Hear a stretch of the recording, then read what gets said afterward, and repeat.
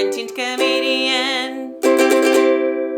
Hello, beautiful people of the world. This is Quarantined Comedian with me, your favorite host, Ali Weinstein, and today we are having a little girls' kiki with a beautiful comedian from Finland, Kaisa Pylkkänen. A strong believer in no penis, no knowledge philosophy, as this is the name of her stand-up special. However, her lack of penis is fully covered by her huge balls. Hello there. Hello, Ali. How are you feeling? I'm all right, thank you. How are you? You're looking great. I'm good, thank you so much. You're looking great. You're like the only person that actually prepped for this interview. I feel like probably half of the comedians that were on here would hate me after that, but yeah. You look incredibly nice, and I've actually been looking forward for our talk. Oh, me too. It's actually okay. This week. I was supposed to be in Russia this week, actually, so it's No good way. timing. Yeah. Oh, well, you're virtually in Russia. Are you ready to start the Yes, show I was with round supposed to number do a one? show in St. Petersburg on Friday and Moscow on Saturday. That was the original plan. Okay. Yeah, I remember something like that. I don't know. I was a lost world my brain once. about 2 months ago. Are you ready to go into round number one? I think I am, yeah. Yeah, let's go into the round number one. Round number one, the about. And in the round number one, please introduce yourself a little bit to our viewers. Tell us about yourself, your name, what do you do? Well, obviously you do comedy, I know. But like how long you've been doing comedy and what do you do generally in comedy? Like what's your style? And it's up to you, the stage is yours. Yeah. Yes. Okay, so round one. My name is Kaisa Pylkkänen. I'm a Finnish comedian and writer. So what can I tell you? I've been doing stand-up for about 10 years soon. Wow. Before that, I worked as a screenwriter for another 10 years. So I sort of went the wrong way around. Normally people get into comedy first and then sort of try and get into the TV. And I did TV for 10 years and got fed up with a ton of shit and started to take on the stage where I'm actually free to do whatever the fuck I like. Also, there's some kind of other shit on the stage sometimes. You both, like your sister is also working in a theater, right? Yes. Yes. How so did you know that? You both, well, because I prepped for this show. Oh, well done. You both kind of took the artistic route. Do you sometimes work together? No, not really. I mean, sure, we throw in ideas and stuff, but we've never really worked on a project together. So I mean, she's doing her own separate thing, and I'm doing mine. But of course, as kids, you know, we'd be doing plays and putting up shows every night. But never as adults. But not since sort of getting to, I don't know, school. But yeah, okay. What else other than that?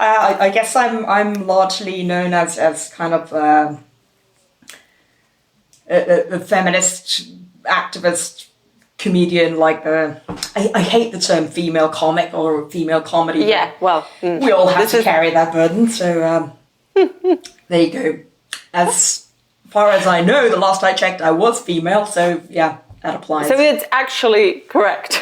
It is actually You're correct. a female and you are a comedian. Okay, Yes. So also in the round number one, I feel like stories introduce our guests the best. So I would actually, talking about feminists and female comedy, can you please tell us a story about the penis that changed your life? Oh my God, that is a tricky one. I think I'm going to have to refer to the concept of penis, the phallus itself that changed my life or affected it in large. To put it that way, like I said, both my sister and me ended up doing sort of creative, artistic work, but both our parents were more sort of academics, and my father was a psychiatrist. So I was kind of brought up with Freudian penis envy. So yeah, the concept of penis, it had a massive influence on my life. So and Freudian penis was the best penis or the most influential penis in your life. That was unexpected. When I was writing down the theme for the story, I did not think that we would go that far. Yeah, or you can just say that generally all sorts of dicks coming your way in your life. They do a lot of stories there. They do a great change in you. Also, have your father ever tried any like psychology tricks on you? No, not that I know of. I'm sure he had pulled a bunch of clever tricks that I wasn't aware of. But yeah, he either didn't or he was so good that you don't know till this day. I'm sure he was. Well, he's passed away now, but I did find a stack of stuff that he's written down when we've been kids. You know, just following, observing our growth from a psychological perspective on just, interesting, the mind of a child would react this way, kind of a... So yeah, I've been a test piece all my life. That sounds so cool. Like most parents give their kids the pictures of them when they were 1. You have a full psychological background on yourself. I have a profile, yeah. You have a profile. Like, oh my God, this is what I want for my kids. Hopefully they won't be mental. Because that would be one Freudian quote that I remember from my childhood home, which was that if Freud had listened to his mother, he had become a lawyer. So basically, they knew that they have no say in what I'm going to do anyway. So I think the best Freudian joke I've ever heard was about like how beautiful was how beautiful was Freud's mom that he invented Oedipus complex. Yeah. Fair enough. This is it for round number 1. Are you ready for round number 2? I am. Round number 2, truth serum. Round number 2 is truth serum, which basically means imagine that you have truth serum in your system. And I'll ask you some questions that are specifically made for you. Okay. And please answer them truthfully yet hilariously.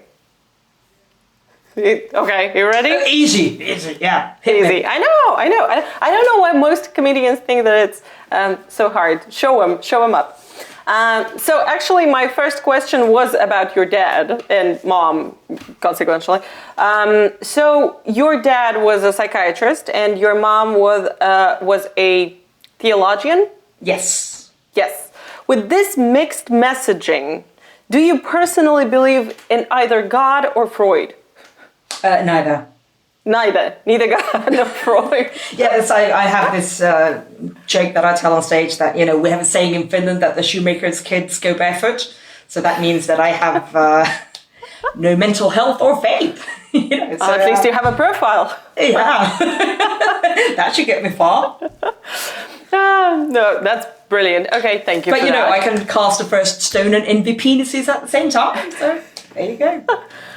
Talking about penises, you live in a city, or even more, country that's sort of a country of like feminism in action. You have a lot of women in your parliament, you have a lot of women in government, and they're actually incredible women, and you yourself is a feminist. And you have a show called All Female Panel? Yes. Are you on quarantine now? Where everyone's on quarantine, everything's shut down. But actually, I got one gig confirmed for July today, so there should be one show going on in the next 3 months. That's interesting. Actually, that wasn't the question, so I'm going back to this. Yeah. So my question is, in Helsinki, do you just hate men, or all of them froze dead at some point and you just had to manage? No, I think they were all too drunk and we just had to manage. No, I don't hate men at all. I love men. I hate the idea of mixing feminism with hatred of men. Men are great. What would we do without them? But I just think that would be nice if we were considered human too. Yes, this is why I have a cameraman. I'm actually in Russia not legally, allowed to touch technical stuff. And we have a long way. We are very close neighbors because like Helsinki is not that far from St. Petersburg, but 200 years apart. A bit of history there as well. 200 years apart. That sucks to be feminist in here. Okay. So they were all drunk and you had to manage. No, I mean, women have always been working as well. We've always been poor and hardworking, kind of, there was there's no old money in Finland, except for the Swedish money with the Swedish part of the country. But generally, I mean, everyone's just been working hard, and it wasn't about, I mean, giving women the vote was not about gender so much as gaining power for the socialist movement, rather, because they had the volumes of the people there, and the women were much more active in the working class. So it was all about just bringing everyone in to get more voters behind the movement. I recently had that's absolutely not a comedy part now. I recently had an interesting talk because I sometimes teach, and coincidentally I teach psychology, and I had a talk with women, and Russian women are like, well, feminism is so new to us, and it's just this is not our idea. It all came from the West. I'm like, girls, your mothers and grandmothers had rights 40 years prior to America. Can you chill? So I have a new theory. I think now that Russian women having rights for so long, they're tired now. They're done working. They want to be hugged and cried over. And, this is the current culture. Okay, that was a long answer to a short question. Your third and the final question for the round number 2. Are you ready for it? Okay, hit me. Okay, in your stand-up, you share that you would love to come up to a man who offers unsolicited opinion and ask him a variety of questions, most of which are weirdly about Trump.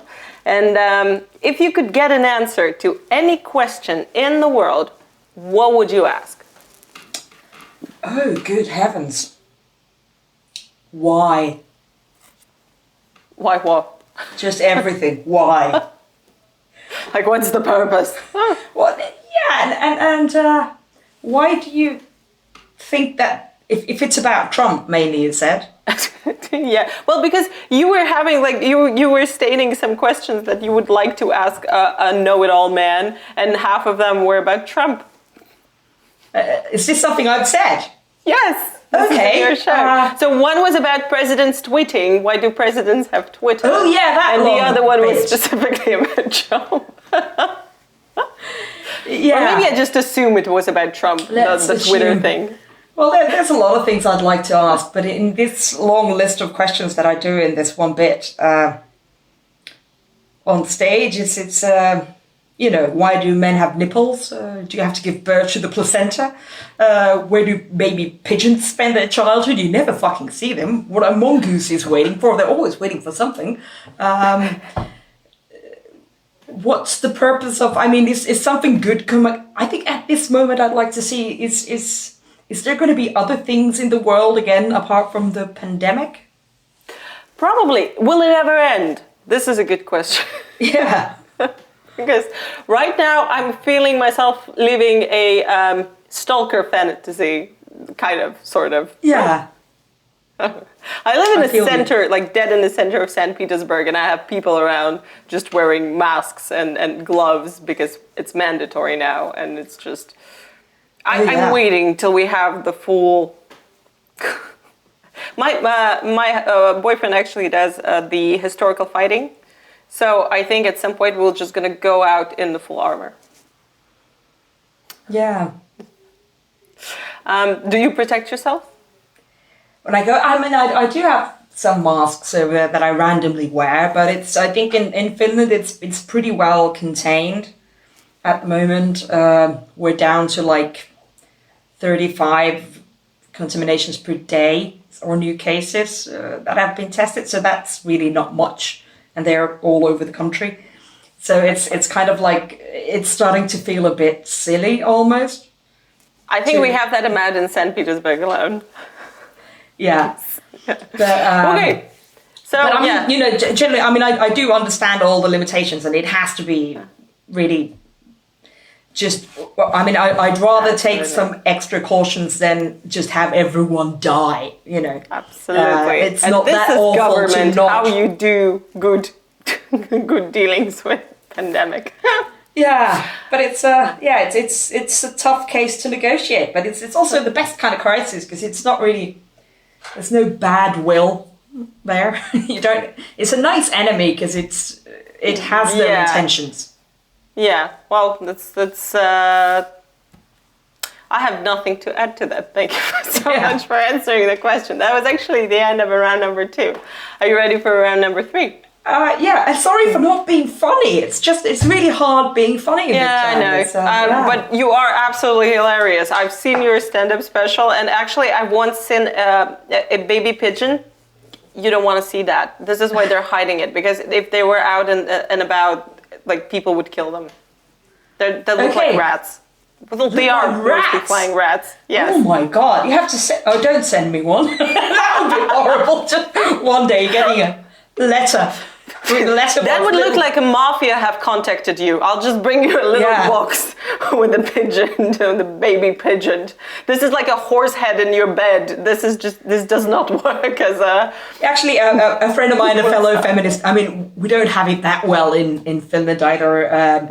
You know, there are a bunch of people out there hating us. So, I know a friend who actually was delivered a dead bird in her mailbox. No way. Yeah, just as a nice little scare for being too fucking feminist, you know. So, at least it wasn't a move, you know. Let's go on to the round number 3. I need to forget all about it. Yeah. Okay, round number 3. Round 3, classic lightning round. Round number 3, which is a classic lightning round.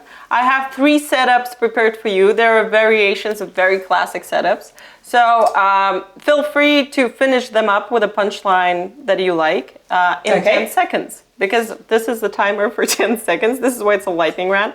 And feel free to think out loud. Are you ready? Never. Okay.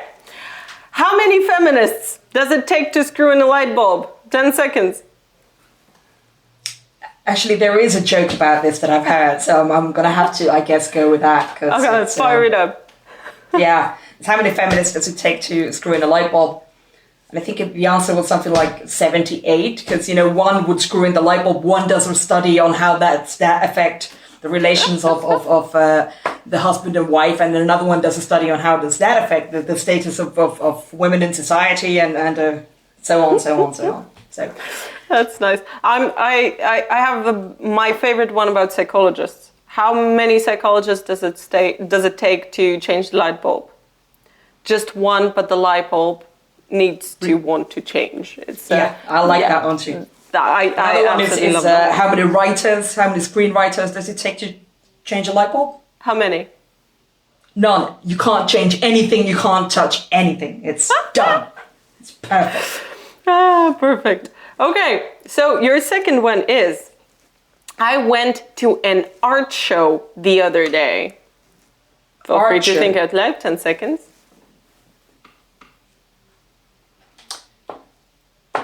I went to the art show the other day, and am I supposed to just continue this? Absolutely. And saw a bunch of penises.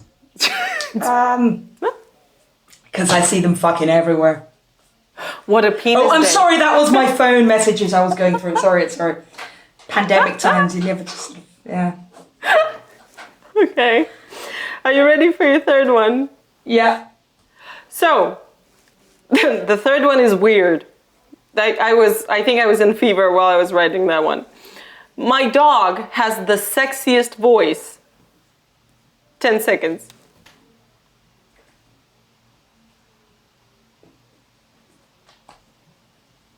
My dog has the sexiest voice. And time? It sounds just like you, honey. Like I said, not very funny on the spot spontaneously. You know why I put that one out, like that one down? Because I have a husky. So my dog has the sexiest voice. She sounds husky. Oh, she's it's a little love story, love letter to my dog. But I still love to hear that you think I sound sexy, because I mostly sound too high pitch on those videos. And this is all for the round. I don't know what's going on with my mouth today. I think the thought of penises just makes me drool. I have no idea what's wrong with my articulation. This is it for the round number 3. It wasn't that bad, eh? Yeah, it was. I'm still alive. Also, please, this is the end of a show, and in the end of a show, I would ask you to look into your camera and tell our viewers absolutely anything you want to shout out. You have 5 seconds. You have shout out, promote, or just tell them, or just put the message out there. Absolutely anything into your camera that shoots you on the side. 5 seconds. Okay. Well, do come and see me in St. Petersburg and Moscow once I finally get there. And until then, go and see Ali and Oleg and Igor. They're hilarious. Thank you so much. That? Hey, we had a plug-in. Thank you so much for speaking to me tonight. And that was an absolute pleasure. I've enjoyed researching you, as creepy as that sounds. And I enjoyed more speaking to you. Can I say that I have a stalker in Russia? Yes, absolutely. Feel free. Oh, wonderful. And she has a very sexy voice. Yes. Thank you for that. And I'll see you hopefully in St. Petersburg or back in Helsinki. Let's hope so. This will end at one point. I trust that. Yeah. Thank you so much for doing it. Lovely talking to you. Bye. And thank you so much for watching this. Please subscribe, like the video, and share, because we are fastly approaching the end of our season. And this was beautiful Kaisa, and I will put everything about her in the description box down below. And I'll see you in the next episode. My name is Ellie Weinstein, and have a blessed evening. Bye-bye. Quarantined comedian.